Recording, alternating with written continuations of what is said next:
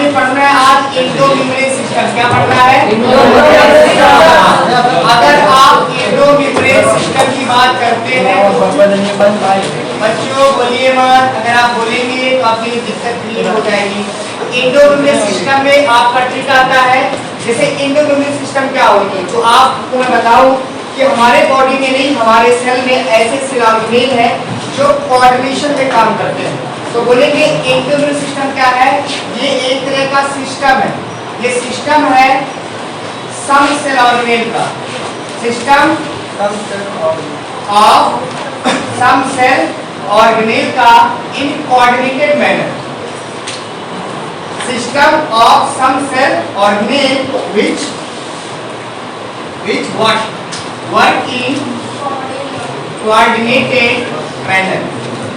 ऐसा में ये सारे के सारे कोऑर्डिनेटेड मैनर में काम करते हैं। जैसे फॉर एग्जांपल अगर मान लीजिए छत की लड़ैया हो रही है तो जो मशीन चलती है तो उसमें गिट्टी वाला गिट्टी लाएगा, मोरंग वाला मोरंग लाएगा, पानी वाला पानी लाएगा। अगर उसमें से एक भी लोग एब्सेंट रहा तो क्या होगा? वो जो काम रुक जाएगा। जो भी छत वाला सामान बनता है उसको पूरा बनाने के लिए वो चीज अच्छे से नहीं, अगर मान लीजिए पानी ही कम कर दिया तो आपका जो छत बन रहा है उसमें कोई ना कोई कमी आ जाएगी। इसको बोलते हैं कोऑर्डिनेटेड मैनर में काम करना होगा। तो इसमें क्या होगा? कोई चीज पहले बनाएगा, जैसे मान लीजिए जींस की कंपनी में पहले जींस का रॉ मटेरियल आता है, वो पूरा बनता है, उसमें उसकी पैकिंग होती है, सिलाई होती है, स्टिचिंग होती है, बटन लगता है। ये सारे काम कैसे होते हैं?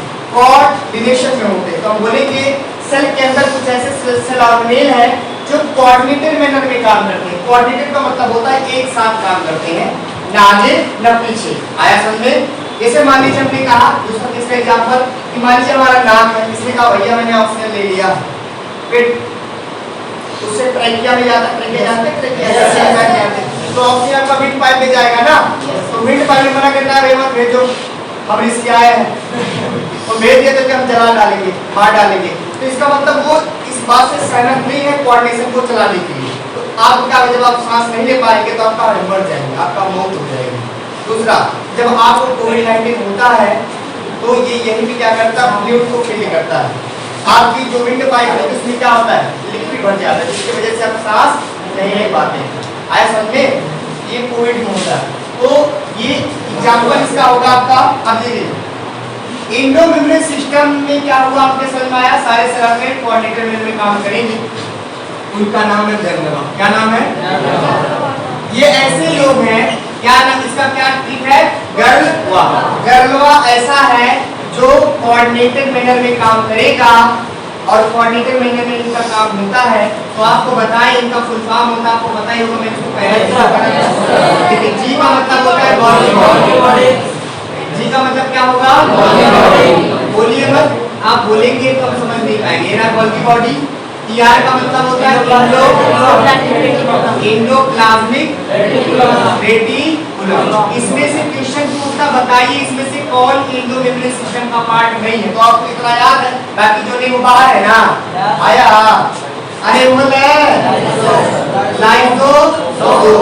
लाइसोसोम भी इंडो मेम्ब्रेन सिस्टम का पार्ट है।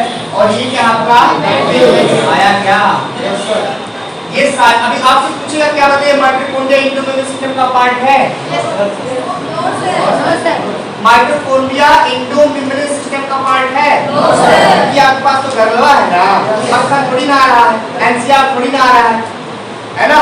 तो इसमें दो क्वेश्चन पूछेगा कौन नहीं है और कौन है, और पूछेगा कौन ऑड वन, पूछेगा select the odd one from the Indo membrane system, not Indo membrane system. तो ऑड वन का मतलब होता है बाकी सारे सेम होंगे, एक आपको बाहर निकालना होगा। वो क्वेश्चन आपको आएगा तो बताएंगे। अब जैसे मान लीजिए मैंने कहा ये मान लीजिए न्यूक्लियस, कौन है? न्यूक्लियस। ये आपका न्यूक्लियस है। तो अगर आप न्यूक्लियस की बात करेंगे तो न्यूक्लियस से सीधा चिपक के बैठा होता है ना, लगाता हमने कब न्यूक्लियस से कौन चिपक के बैठता है? हाँ, ना लगाता हम तो बड़े गिर रहे नहीं पाते हमेशा। जहाँ जाए कौन जाए को चल में कौन दिक्कत नहीं, जहाँ जहाँ न्यूक्लियस जाएगा वही भैया जाएगा। चाहे प्लांट, बताइए प्लांट में न्यूक्लियस कोने में होता है लेकिन वहां भी यह के साथ जाता है, क्योंकि इसलिए जाता है क्योंकि यहाँ से जो भी संदेश होगा, जो भी मटेरियल बनेगा, इसको कौन लेके जाएगा? आया समझ में? ये आपका रहा इंडोप्लाज्मिक रेटिकुलम। आया समझे? अरे बोलो। ये रहा इंडोरेटिकुलम। एक बार इसको और बढ़ा देते हैं। ये आपका बन गया इंडोप्लाज्मिक रेटिकुलम। और यहीं से आपको पता है बिना सोचे समझे ई से एक कनेक्शन होता है, उसका नाम होता है इंडोप्लाज्मिक रेटिकुलम बनता है।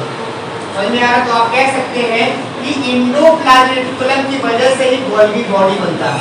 क्या कह सकते हैं? इंडोप्लाज्मिक रेटिकुलम ही हेल्प करता है गोल्गी बॉडी को बनाने की। ये गोल्गी बॉडी हो गया। फिर यहाँ से आपका बनेगा क्या? यहाँ से बनना आपका लाइसोसोम। और फिर यहाँ क्या बन जाता है? वैक्यूल प्लांट में ज्यादा बनेगा। आया क्या? बोल ये हमने देखा ये आपका क्या है?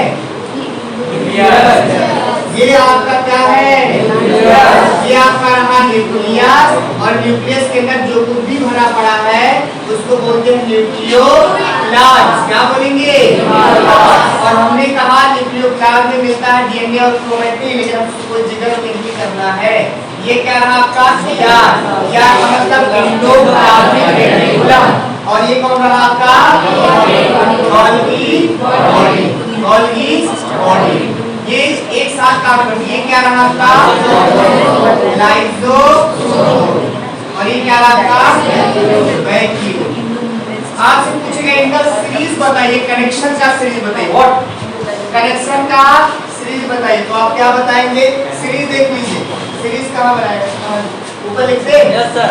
देखिए पहले क्या होगा आपका? ER होगा। ER में देखिए पहले होगा RER। फिर क्या होगा? SER। फिर क्या होगा? स्पेस। हाई लेवल में चल रहे हैं हम लोग। स्पेस। फिर क्या होगा? ट्रांसफेज।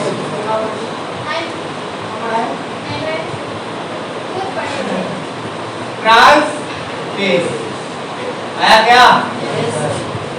उसके बाद लाइसोसोम।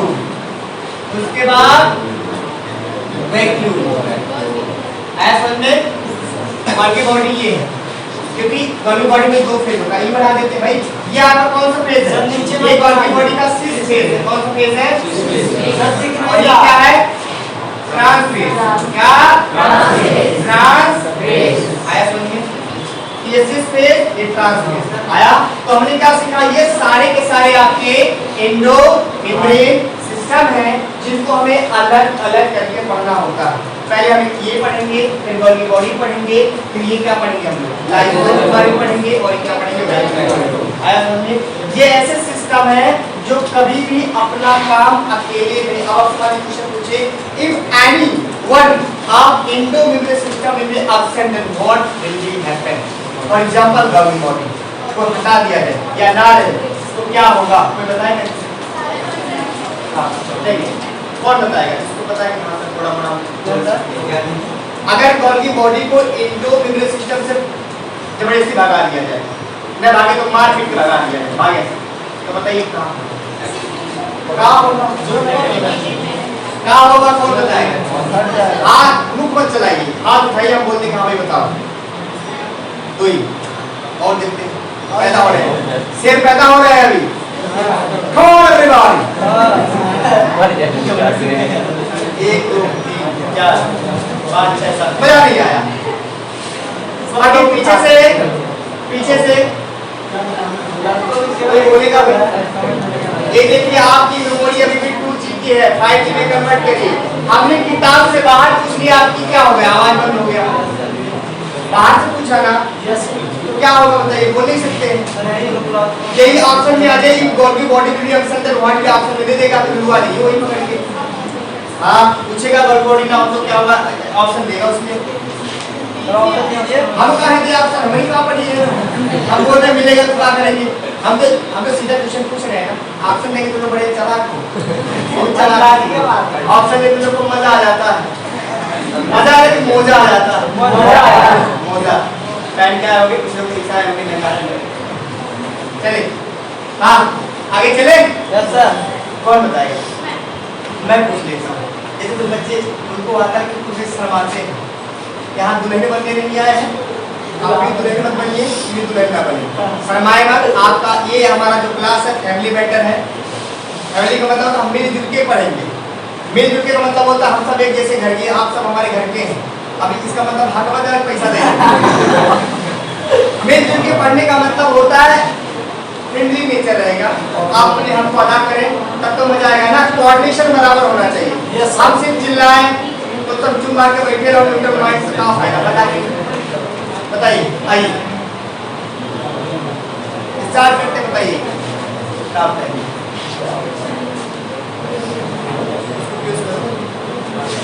यूज करना सीख। हाँ मैंने इसे बता नहीं तो क्या करें। अरे हो सकता है भाई, और सारे बच्चे जो ऑनलाइन पढ़ते हैं जो सर कितने पढ़ाए सर उसको हम हमारे कल्याण कर देंगे, है ना।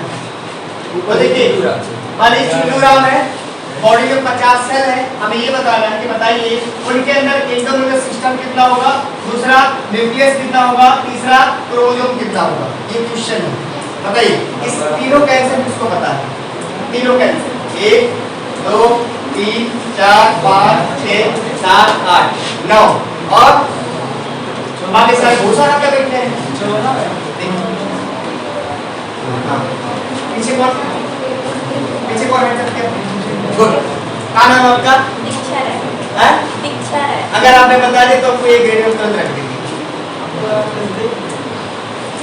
पहले का पहले का आंसर 50 होगा, सही है। इसका 50 सही है। इसका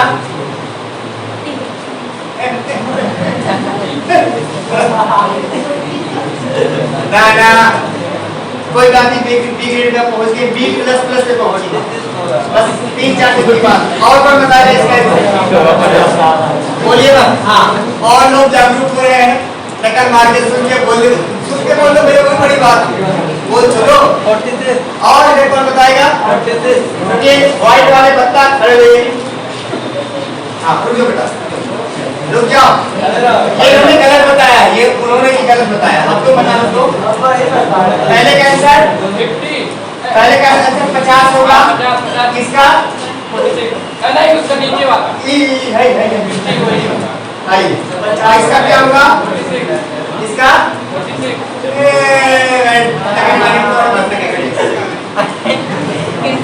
हाँ अब बताइए कौन बताएगा?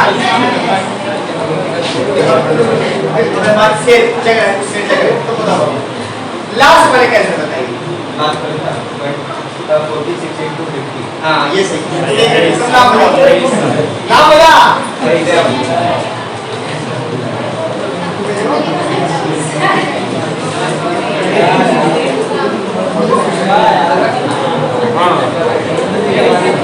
क्या नाम है? एक सत्या कौन है? सत्या कौन है? ओ सत्या।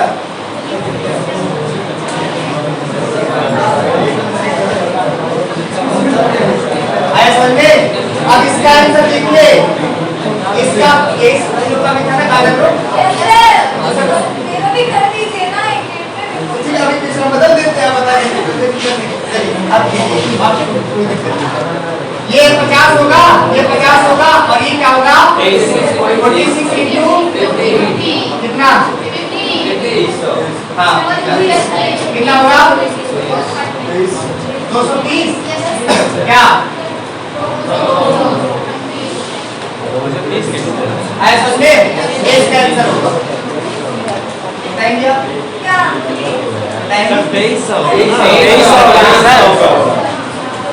ये लोग मैं कमजोर होगा मेरी तरह, इसलिए आप लोग लड़के भरोसा ना करें। आप लोग मैं हाथ बताएं ये लोग मैं तो कहाँ था। और क्या क्वेश्चन करेंगे ना? बोलिए पहले छोटा सा है। नंबर ऑफ थर्मोलाइट क्रोमोसोम बता दीजिए। 23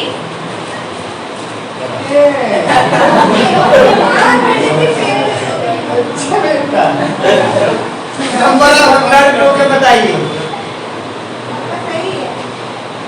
नंबर ऑफ ब्लड 23 into 50 आया ना? तो आप पहले नहीं पहुंची थी। नहीं अरे मैंने एक तो बताया था आपने बोला। लेकिन अगर आपने काम नहीं तो हम काटेंगे ना। आया समझे? तो हैप्पी आवर डिफाइन कर लेंगे।